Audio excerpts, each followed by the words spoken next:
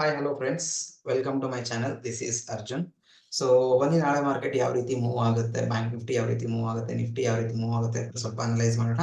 And ಇಲ್ಲಿವರೆಗೂ ಏನಾಗಿದೆ ಅದನ್ನ ನೋಡೋಣ. ಓಕೆ, ಸೊ ನಾನು ಚಾರ್ಟ್ ಶುರು ಮಾಡ್ತೀನಿ.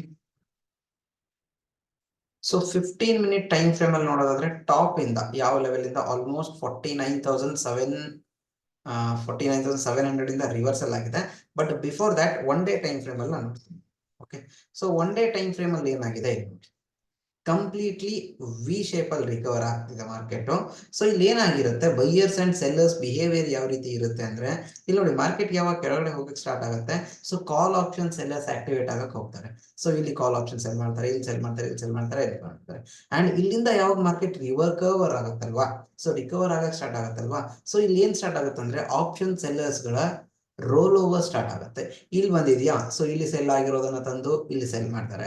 ಹಾಗೇನೆ ಇಲ್ಲಿಂದ ಮೇಲ್ ಹೋಯ್ತಾ, ಸೊ ಇದನ್ನ ಎಕ್ಸಿಟ್ ಮಾಡ್ತಾರೆ ಅಂಡ್ ಇಲ್ಲಿ ಸೆಲ್ ಮಾಡ್ತಾರೆ.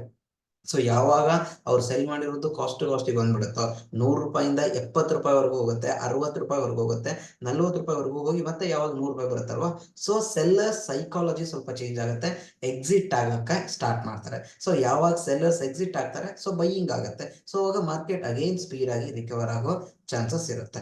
ಅಂಡ್ ಬಿಫೋರ್ ದಟ್ ಇವಾಗಂತೂ ಇಂಡಿಯಾ ವಿಕ್ಸ್ ಆಲ್ಮೋಸ್ಟ್ 23 ಆಗಿದೆ.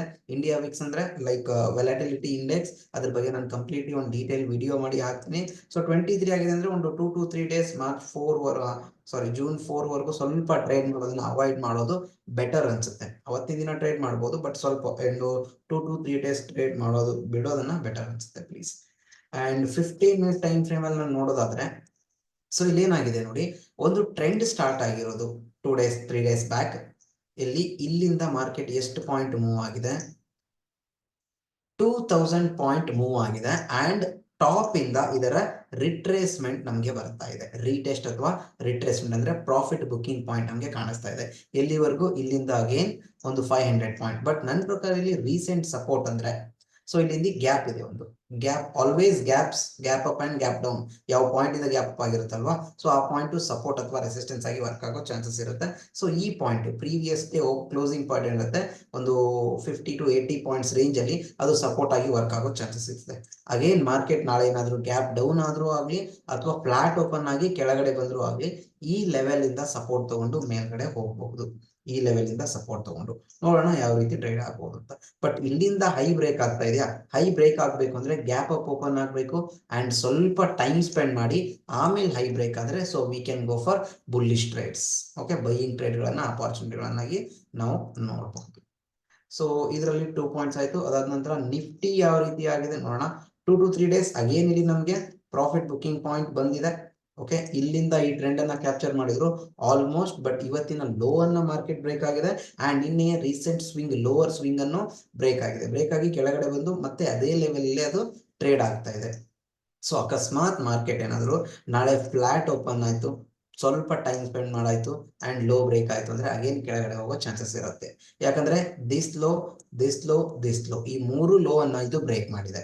4th ಟೈಮ್ ಬಂದ್ಬಿಟ್ಟು ಬ್ರೇಕ್ ಆಗಿದೆ ಅಂದ್ರೆ, ಸೊ ಸ್ವಲ್ಪ ಟೈಮ್ ಸ್ಪೆಂಡ್ ಮಾಡಿ, ಆ ಟೈಮ್ ಸ್ಪೆಂಡ್ ಮಾಡಿದ ಏನ್ ರೇಂಜ್ ಇರುತ್ತೆ, ಆ ರೇಂಜ್ ನ ಲೋವರ್ ಸ್ವಿಂಗ್ ಅನ್ನು ಅದು ಬ್ರೇಕ್ ಮಾಡಿದ್ರೆ again we can go for short opportunity, ಅಂದ್ರೆ ಸೆಲ್ಲಿಂಗ್ ಅಪಾರ್ಚುನಿಟಿಗೋಸ್ಕರ ನಾವು ನೋಡಬಹುದು ಇಲ್ಲಿ. ಅದನ್ನ ಬಿಟ್ರೆ fin Nifty, okay, fin Nifty ಯಾವ ರೀತಿ ಮೂವ್ ಆಗುತ್ತೆ, ಟಾಪ್ ಅಲ್ಲಿ ನಮಗೆ ಡಬಲ್ ಟಾಪ್ ಸಿಕ್ಕಿದೆ. ಓಕೆ, ಇಲ್ಲಿಂದ ಮೇಲ್ಗಡೆ ಅಗೇನ್ ಇಲ್ಲಿ ಈ ಟ್ರೆಂಡಿನ ರಿಟ್ರೇಸ್ಮೆಂಟ್ ಅಗೇನ್ ಇಲ್ಲಿ ನಿನ್ನೆಯ ಕ್ಲೋಸಿಂಗ್ ಪಾಯಿಂಟ್ ಗ್ಯಾಪ್ ಅಪ್ ಆಗೋ ಕಾರಣ ನಿನ್ನೆಯ ಕ್ಲೋಸಿಂಗ್ ಪಾಯಿಂಟ್ ಆಲ್ರೆಡಿ ಸಪೋರ್ಟ್ ಆಗಿ ಮೇಲ್ಗಡೆ ಹೋಗಿದೆ. ಇಲ್ಲಿ ಎಂ ಪ್ಯಾಟರ್ನ್ ಅಲ್ಲಿ ಟ್ರೇಡ್ ಸಿಕ್ಕಿರಬಹುದು. ಓಕೆ, ಸೊ ಇವಾಗ ಏನಾಗಬಹುದು, ಫ್ಲಾಟ್ ಓಪನ್ ಆಗಬೇಕು. ಓಕೆ, ಫ್ಲಾಟ್ ಓಪನ್ ಆಗಿ ಅಗೇನ್ ಕಂಟಿನ್ಯೂಯೇಷನ್ ಆಗಬೇಕು, ಅಥವಾ ಲೋವರ್ ಟೈಮ್ ಫ್ರೇಮ್, ಇನ್ನೂ 5 ಮಿನಿಟ್ ಟೈಮ್ ಫ್ರೇಮ್ ಅಲ್ಲಿ ನೋಡೋದಾದ್ರೆ, so last 5 to 6 candles time spend ಮಾಡಿದೆ ಅಂಡ್ ಒಂದೇ ಕ್ಯಾಂಡಲ್ ಅಲ್ಲೇ ಈ ವೆಲಾಟಿಲಿಟಿ ನಮಗೆ ಸಿಕ್ಕಿದೆ. ಒಂದೇ ಕ್ಯಾಂಡಲ್ ಅಲ್ಲೇ ಈ ಅಪ್ ಅಂಡ್ ಡೌನ್ ಸಿಕ್ಕಿದೆ. ಸೊ ಇದರಲ್ಲಿ recent higher swing and recent lower swing. So flat open ಆಗಿ ಹೈ ಆದ್ರೂ ಬ್ರೇಕ್ ಆಗಬೇಕು, ಲೋ ಆದ್ರೂ ಬ್ರೇಕ್ ಆಗಬೇಕು, ಒಂದು ಸ್ಮಾಲ್ ಟ್ರೇಡ್ ಗೆ ನಾವು ಪ್ಲಾನ್ ಮಾಡಬಹುದು. So this is today's analysis and ಇದು ನನ್ನ ಎಜುಕೇಶನಲ್ ಪರ್ಪಸ್ ಮಾತ್ರ ಇರುತ್ತೆ. ಸೊ ಇದನ್ನ ಯಾರು ಸಜೆಷನ್ ಅಂತ ತಗೋಬೇಡಿ ಪ್ಲೀಸ್. ನಿಮ್ಮ ಟ್ರೇಡ್ ತಗೊಳ್ಳೋ ಮುಂಚೆ so each and every analysis and risk basis ಮೇಲೆ ತಗೊಳ್ಳಿ. ನಾನು ನಿಮಗೆ ಸಜೆಸ್ಟ್ ಮಾಡ್ತಾ ಇಲ್ಲ. ಥ್ಯಾಂಕ್ ಯು, ಮತ್ತೆ ನಾಳೆ ಸಿಗೋಣ.